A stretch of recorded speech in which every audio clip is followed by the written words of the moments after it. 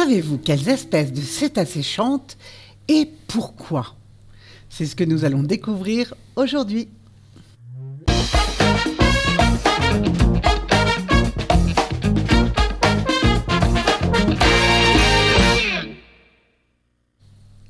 Bonjour à toutes et tous. Alors aujourd'hui, dans nos causeries de l'environnement et du développement durable, dans la série Biodiversité et protection de la nature, nous allons nous retrouver autour d'une thématique très intéressante, le chant des baleines à bosse. Et pour cela, nous avons invité Adrien Fajot. Bonjour. Bonjour Joël. Alors Adrien, vous êtes chargé d'études scientifiques et spécialiste des baleines à l'association Globis. Mais alors je vais vous laisser vous présenter. Alors, mais comme vous l'avez dit, je m'appelle Adrien, donc j'ai 27 ans et donc je bosse à Globis en tant que bioacousticien, donc plus généralement chargé d'études scientifiques à l'association. Donc voilà, ça fait bientôt 6 ans que je suis là-bas. Je viens de région parisienne, j'avais fait un master sciences de la mer et je suis arrivé à La Réunion pour ces fins d'études. Et j'ai découvert l'association Globis, j'ai découvert les chants de baleines et je suis plus parti depuis. Bien, mais alors écoutez, on va plonger dans le cœur du sujet. On va un petit peu rappeler quelles sont les espèces de cétacés que l'on trouve à La Réunion, comme on peut le voir sur cette diapositive. Oui, on a la chance d'avoir c'est un peu le paradis des cétacés, La Réunion, d'avoir une extrême diversité de cétacés qui ont tous des formes, des têtes, des couleurs un peu différentes. Du coup, on a les grandes baleines, ce qu'on appelle les baleines à fanon, tout en haut à gauche. Et on a plein d'espèces différentes de dauphins, de grands plongeurs. Tous ces dauphins, tous ces cétacés, ils vont émettre des sons au quotidien. Ils vivent vraiment dans un monde qui est plutôt sonore que visuel. Donc ils vont faire tout un ensemble de sons, des clics, des sifflements, donc pour communiquer, pour faire pas mal de choses. Et dans tout ça, il y a certains cétacés qui vont donc pouvoir chanter. Alors, est-ce qu'on a des sons dans l'ensemble de ces cétacés? Chacun produit un son? Oui, chacun produit un son. Tout ce qui est dauphin, là que vous avez complètement à droite, ça va être les plus bavards. C'est des animaux extrêmement sociaux qui vont vivre en groupe, des fois en famille. Du coup, il va y avoir beaucoup d'échanges au quotidien. Tout ce qui est baleine, c'est des animaux beaucoup moins sociaux, donc ils vont se regrouper qu'à certains moments. Mais il va y avoir quand même moins de communication sur ça. Alors, nous allons à présent écouter les baleines à bosse pour commencer. Ouais, voilà, un petit chant pour vous mettre un peu là, vous donner envie.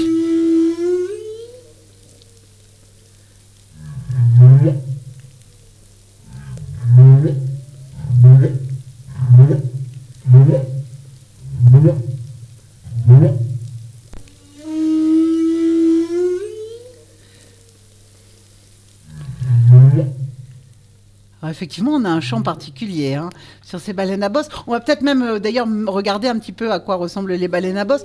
On a aussi des sons aigus, des sons graves. Qu'est-ce que vous pouvez me dire sur ces... Ouais, il y a pas mal de... Là, vraiment typique un chant de baleine à bosse avec des sons des fois aigus, des sons graves. C'est très fort. C'est audible à l'oreille humaine. Voilà, on a plusieurs espèces de baleines qui vont chanter, quelques-unes qui ont été décrites.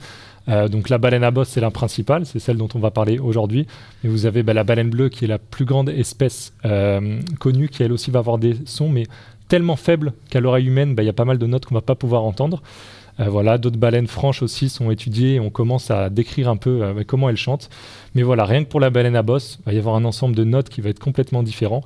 Et donc là, je vous ai amené aussi quelques chants qu'on a enregistrés à La Réunion avec des notes tout d'abord aiguës, pour vous montrer jusqu'à très haut, ça peut monter. Et aussi, après, on écoutera un chant grave. Écoutons.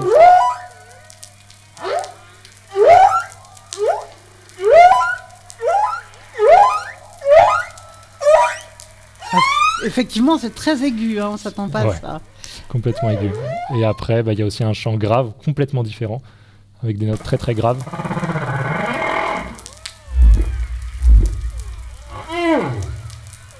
Donc ça fait presque vibrer les basses, à rendre jaloux certains concerts de musique un peu lourdes.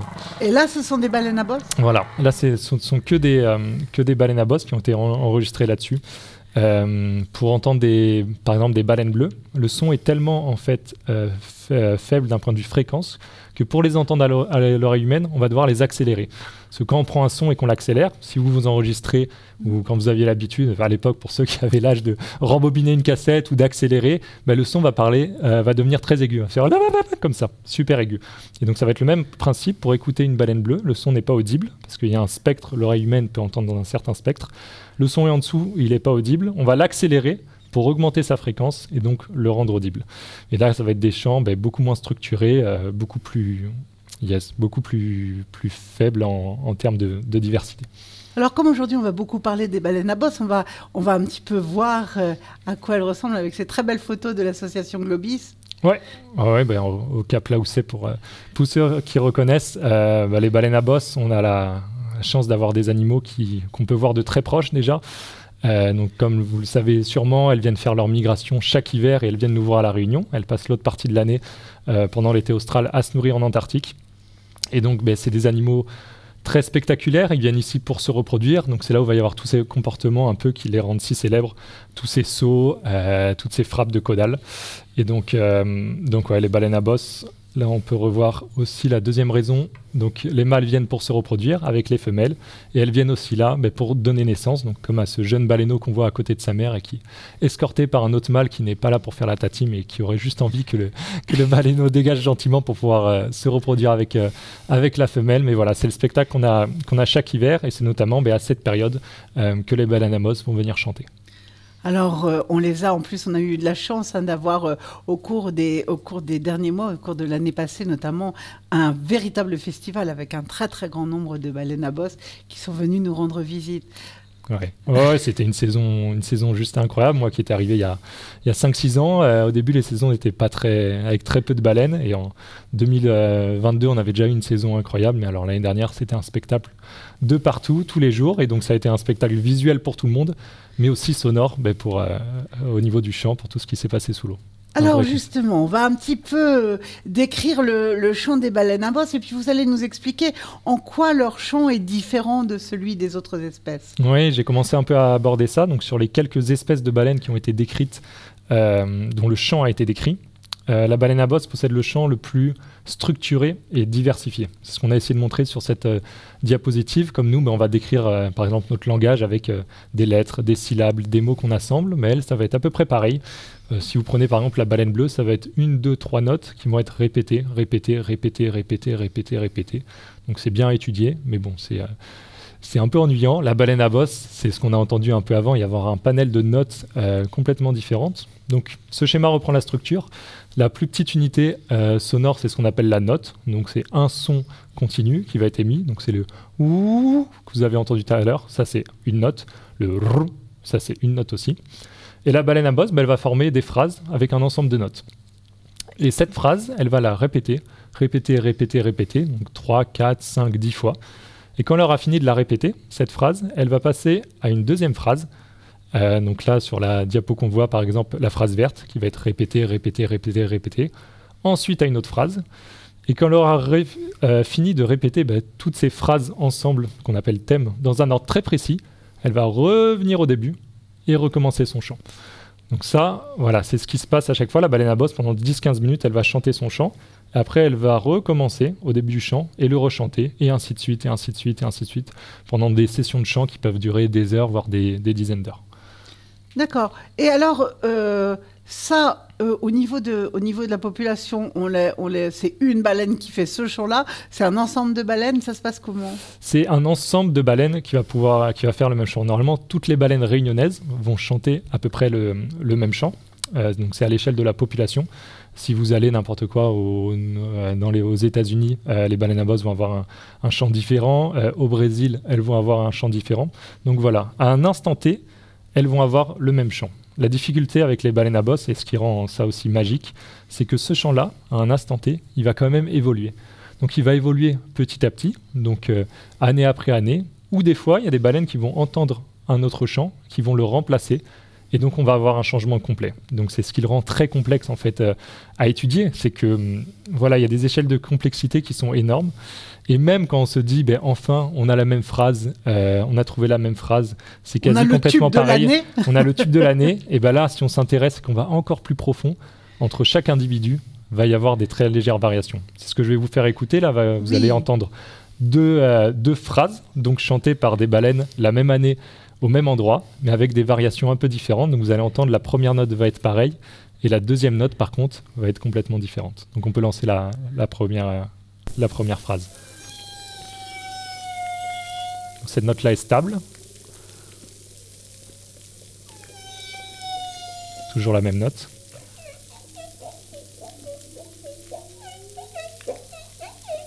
Donc voilà. On a l'impression que la baleine lave ses carreaux, mais c'est bien une note à part. Et quand on va écouter le deuxième échantillon de chant, vous allez voir, la première partie est pareille et la seconde différente. Même note.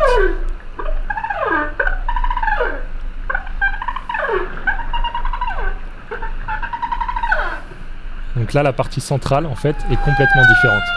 C'est comme, on a même l'impression peut-être d'entendre un dauphin, mais voilà, on a une phrase qui est semblable, et en termes de structure, quand on analyse le son, beaucoup de choses qui se ressemblent, mais il y a des micro-variations, et là, à l'oreille, c'est particulièrement parlant. Et ça, vous les avez enregistrés à La Réunion, au même endroit, globalement? C'est ça, exactement. Comme chaque année, on les enregistre dans l'Ouest, et oui, là, c'était, je crois, en 2019 qu'on avait enregistré ça. Donc voilà, pour montrer à quel point c'est complexe, et comparé à toutes les autres espèces de baleines, qui, elle, le chant ne va pas évoluer d'année en année et va être vraiment très simple et très basique. Est-ce qu'on a une idée de pourquoi ça varie à ce point chez les baleines à bosse? Alors, chez les baleines à bosse, il y a une telle variation. Alors, il y a plein d'hypothèses. Comme elles chantent exactement pareil à La Réunion, on pourrait se dire, mais quel est l'intérêt pour elles d'avoir des petites variations? Donc, c'est ce qu'on va aborder plus tard, mais en fait, la baleine à bosse chante juste pour se reproduire. En fait, c'est un chant qui est là pour la reproduction. Il n'y a que les mâles qui chantent. Des fois, on peut entendre est-ce que les femelles chantent, est-ce que les petits vont chanter. Les mâles vont chanter. Et les deux hypothèses, en fait, c'est donc on sait que c'est dans un but de reproduction. Quand ça a été découvert au début, on se disait est-ce que c'est un sonar, est-ce que c'est un bruit pour il y avait plein d'hypothèses pour se prévenir d'un danger. Pour se prévenir d'un danger, voilà. Donc là, on est vraiment sur un signal qui est là pour la reproduction. Les deux hypothèses, c'est que soit que les baleines à bosse chantent pour attirer les autres femelles, donc un peu une sérénade, ou soit elles chantent comme un concours de chant et une démonstration un peu de force pour montrer à quel point elles sont puissantes pour repousser les autres mâles. Donc dans les deux cas, le but final, c'est de pouvoir se reproduire avec la femelle. Et donc toutes ces petites variations, elles vont venir concurrencer en fait les différents mâles et pour un peu se démarquer de tous les autres mâles. Alors voyons à présent comment sont produits ces sons qui sont tout à fait extraordinaires. Alors, donc ça reste un schéma, il faut bien se rendre compte pour étudier les baleines et notamment tout ce qui se passe à l'intérieur, pas mal de fonctionnement interne au niveau de la baleine.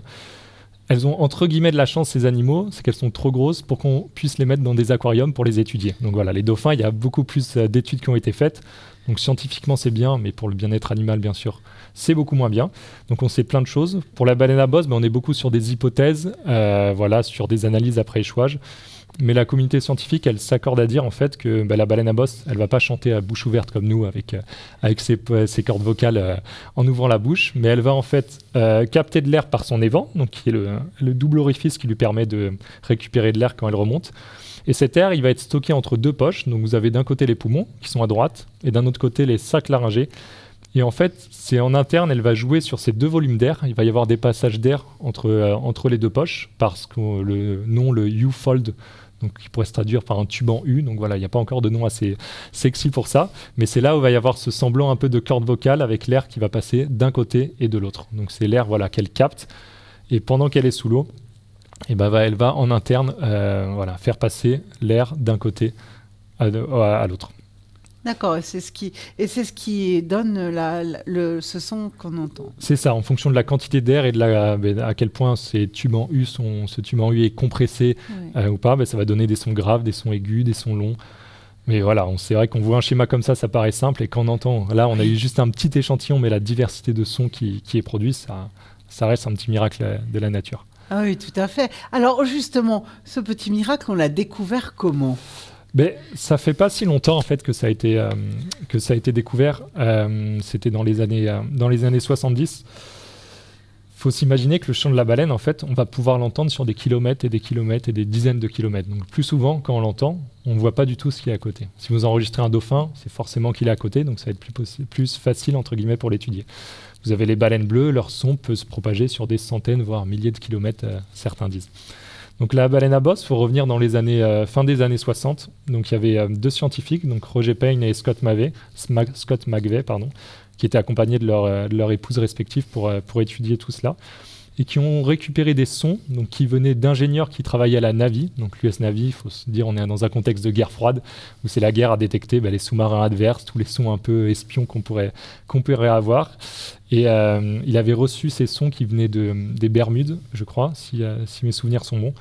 Et ça a été le premier en fait, scientifique, ce docteur Roger Payne, à analyser ce chant et à décrire cette structure. Donc il a sorti un premier papier dans les début des années 70, en 71, sur cette structure du chant et montrer que voilà, pour la première fois, ce chant de la baleine était structuré avec le schéma que je vous ai montré tout à l'heure, les notes, les phrases, les thèmes, le chant. Donc ça, c'était la partie un peu scientifique. Et après, la science est un peu passée à une autre dimension aussi. Tous ces chants, pour les rendre, on n'est pas encore à l'ère d'aujourd'hui avec tous les réseaux sociaux où tout fait le buzz d'un coup. Il a créé un disque, donc un 45 tours, je crois, à l'époque, donc qui s'appelle, que vous voyez ici, Songs of the Humpback Whale, donc le chant de la baleine à bosse, et qui a été diffusé à l'époque. Et donc, ça a été une révolution pour toute la population d'entendre ça. Ça a été le disque de son de nature le plus vendu au monde. Il y a eu plus de 100 000 exemplaires. Et voilà, ça a émerveillé tout le monde. Ça a participé à émouvoir les consciences aussi. On était dans un contexte de peut-être fin d'arrêt de la chasse de la baleine à bosse. Donc ça a énormément aidé de diffuser ce son à tout le monde. Personne ne peut rester insensible face à ce son. Et la dernière anecdote, c'est que même ce son a été envoyé dans la fameuse sonde Voyager qui a été envoyée dans l'univers avec quelques sons humains. Si un jour les extraterrestres récupéraient cette sonde, voilà, avec nos coordonnées et quelques sons qui représentaient la culture de la Terre. Et dans ces quelques sons qui ont été sélectionnés, il y avait le chant de baleine à bosse. Donc voilà, là, il continue de voyager dans l'espace encore ce chant. Alors je vous propose qu'on l'écoute. Ouais.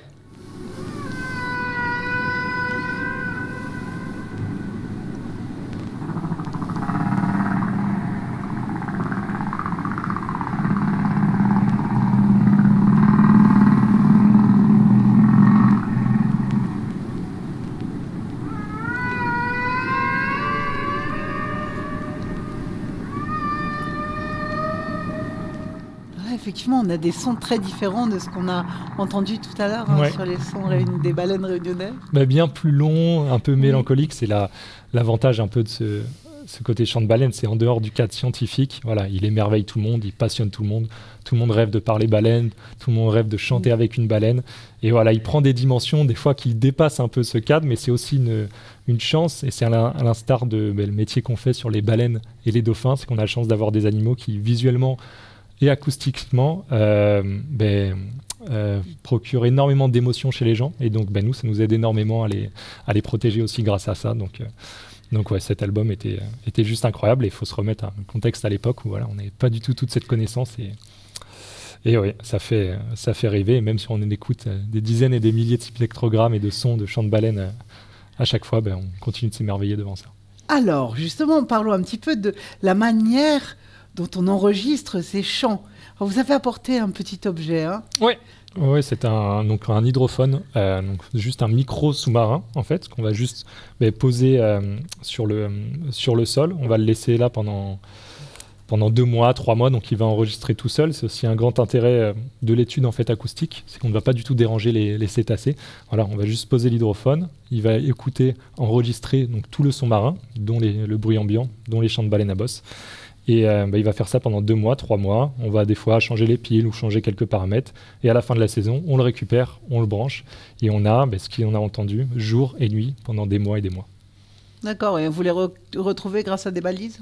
Oui, on a un point, on sait où on le plonge, c'est à 30 mètres de profondeur. Donc on sait très bien où on le met. Et donc chaque année, on le met en face de l'Ermitage et on le pose là pour écouter. Voilà, on voit sur le visuel effectivement, donc à 30 mètres, c'est ce que vous nous disiez, une sorte de trépied. Il y a un trépied au fond pour que la structure ne bouge pas, parce que c'est quand même au gré des courants et des vagues, il faut que la structure soit solide. L'hydrophone est posé en hauteur, donc vous avez la partie qui enregistre qui est ici. Ouais. Et après, il va être relié à une batterie qui est en bas pour durer plus longtemps. D'accord. Ok, oui, tout à fait. Donc là, on voit bien cette partie supérieure et puis la partie... pour enregistrer, et après c'est relié ici par un câble et c'est très solide et ça marche très bien. Bien. Alors maintenant, je vais vous demander, mais mis à part le fait que ce soit des enregistrements absolument émouvants, extraordinaires et qui nous sensibilisent beaucoup aussi à cette espèce, alors pourquoi finalement, quelle est l'utilité de l'étude de ce chant des baleines? Oui, alors il y a pourquoi les baleines chantent pour elles et maintenant pour nous. Donc ce que tout le monde adorerait et demande toujours, c'est est-ce que vous traduisez? Est-ce que vous voulez parler baleine? Donc d'un côté, on n'est pas du tout encore capable de faire ça. Et d'un autre côté, personnellement, j'espère qu'on n'y arrivera jamais, qu'on laissera les baleines parler entre elles et chanter entre elles. Nous, on l'utilise pour quelque chose de beaucoup plus terre-à-terre et qui peut sembler des fois éloigné du chant des baleines. En fait, on l'utilise pour comprendre un peu la connectivité entre les populations et toutes les migrations. Alors pourquoi ça? Quand les baleines, j'ai un peu abordé ça tout à l'heure, quand vous avez deux populations de baleines, par exemple, à la Réunion et une à Madagascar, si on les enregistre toutes les deux, il y en a une qui chante un chant, on va dire, vert d'un côté et un chant rouge à Madagascar, ça veut dire que ces deux populations n'ont pas été en contact. Parce que le chant, il va se transmettre quand les individus sont à côté. Voilà. Ce n'est pas quelque chose qui est transmis du père au baleineau et ainsi de suite. C'est vraiment par contact très proche. Et si ces deux populations vont chanter le même chant, on va pouvoir se dire, tiens, soit il y a des échanges entre les deux individus, soit elles ont migré ensemble, elles viennent un peu du même endroit. Donc nous, ce qu'on va faire, c'est qu'on va essayer de les enregistrer un peu partout, et de comprendre tout ce puzzle de migration entre chacun des sites où se retrouvent les baleines à bosse, et en fonction de se dire, tiens, si à La Réunion et à l'est de Madagascar, on a le même chant, on va pouvoir dire que ces baleines ont un lien. Est-ce que ces baleines-là ont un lien avec l'Australie? Est-ce qu'elles ont un lien avec le Brésil? Donc voilà, c'est étudier le chant pour comprendre la connectivité des populations. Alors, on va le voir sur le visuel, comment ça se passe avec un spectrogramme. Ouais, beaucoup de gens demandent, mais tu vas passer ta vie avec un casque sur les oreilles. Alors, j'aimerais bien, mais c'est pas le cas parce que, comme j'ai dit tout à l'heure, on enregistre des mois et des mois et des mois de données. Donc, s'il fallait tout écouter, on n'aurait pas le temps. C'est tout simplement, on n'aurait pas le temps. Donc, on utilise une représentation qui est au final assez simple, même si elle paraît un peu barbare ici. Donc, le spectrogramme, il faut voir, pour ceux qui connaissent la musique, un peu ça comme une partition. Donc, vous avez de haut en bas, sur un axe, là, en vertical, la fréquence. Donc, ça veut dire que les notes les plus hautes vont être les notes aiguës et les notes les plus graves vont être dans le bas du spectrogramme. Exactement. Et après, ça avance comme une partition. Donc voilà, donc si vous avez une note qui part d'en bas et qui monte, ça fait un ouh. Si vous avez les notes graves comme tout à l'heure qui faisaient des rrr, ça va être tout en bas du spectrogramme. Et on va un peu lire cet ensemble de phrases. Là, vous voyez ici qu'il y a des motifs qui sont répétés à la suite. On retrouve cette structure du chant de baleine à bosse. Alors on va peut-être en entendre là. Ouais.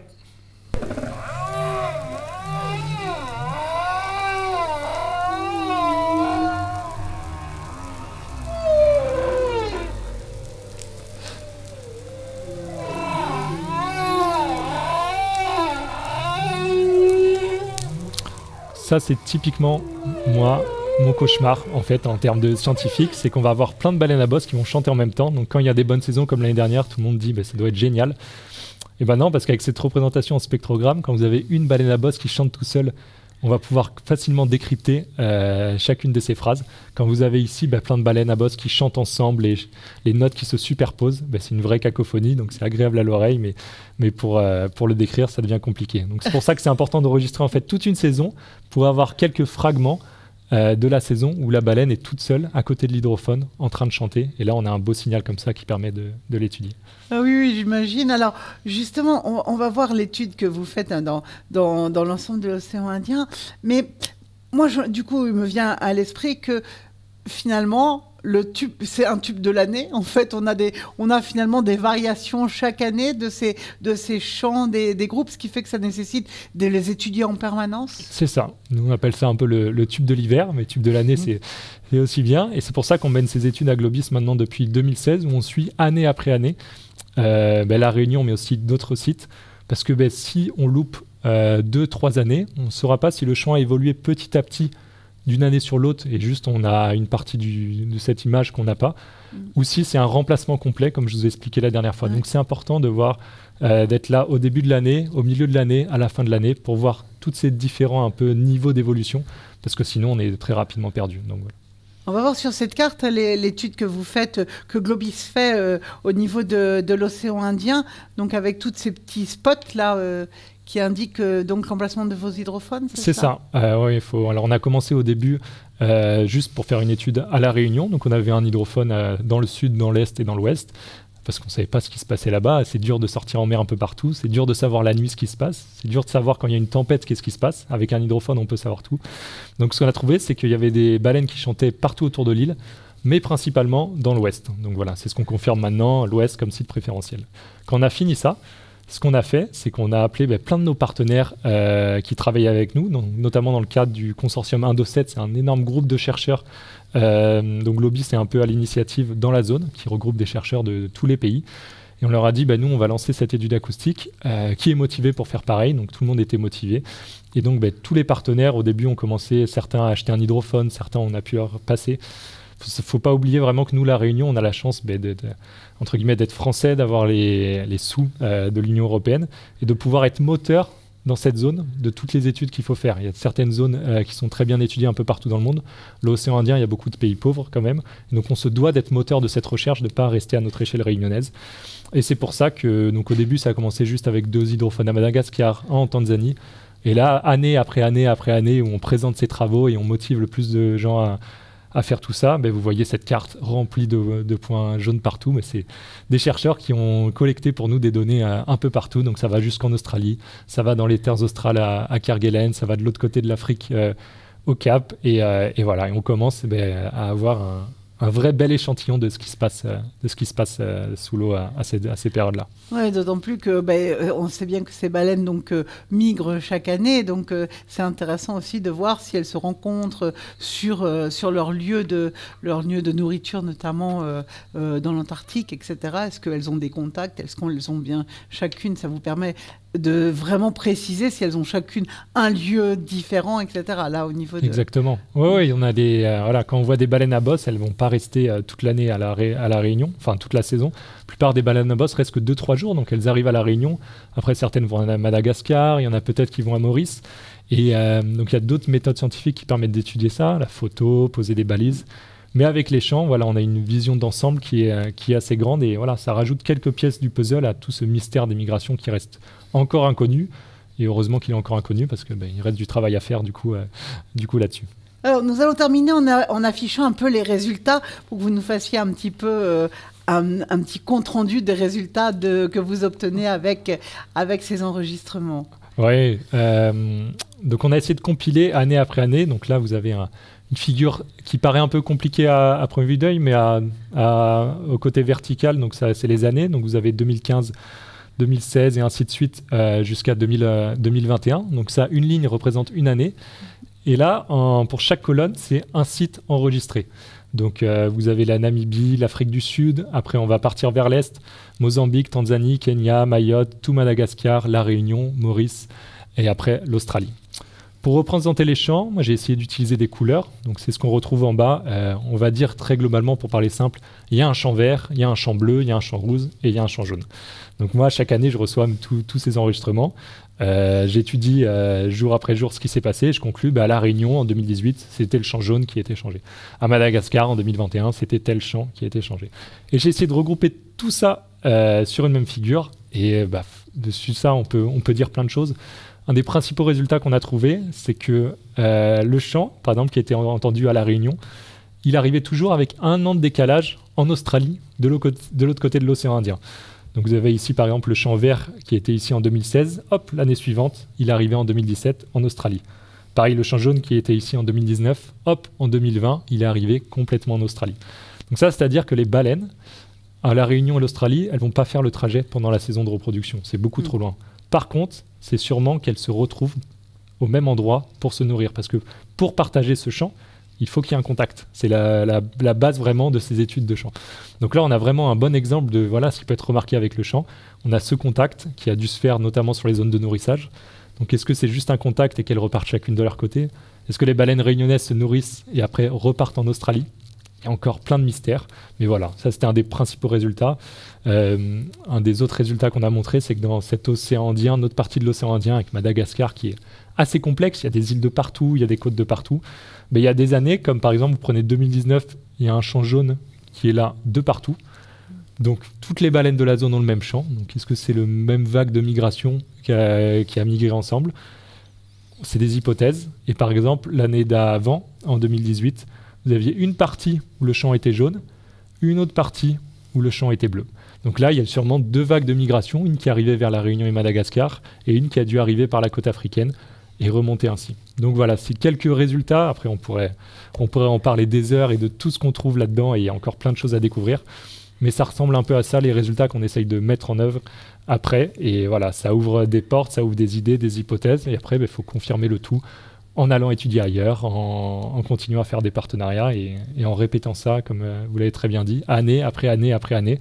Parce que vous voyez déjà que comme ça, c'est le bordel avec toutes ces années. Mais alors, si on a des trous, il y en a déjà pas mal dans le jeu de données, mais plus il y en a, mais moins on comprend. Mais écoutez, merci beaucoup Adrien, vraiment de cette émission passionnante. Nous en savons aujourd'hui beaucoup plus sur le chant des baleines. Alors, écoutez, à nouveau merci. Merci à vous. Eh bien, je vous propose de retrouver nos émissions sur nos réseaux sociaux de l'Université numérique de La Réunion. Alors, la page YouTube, la page Facebook, mais également notre site internet unr.univ-réunion.fr. À très bientôt.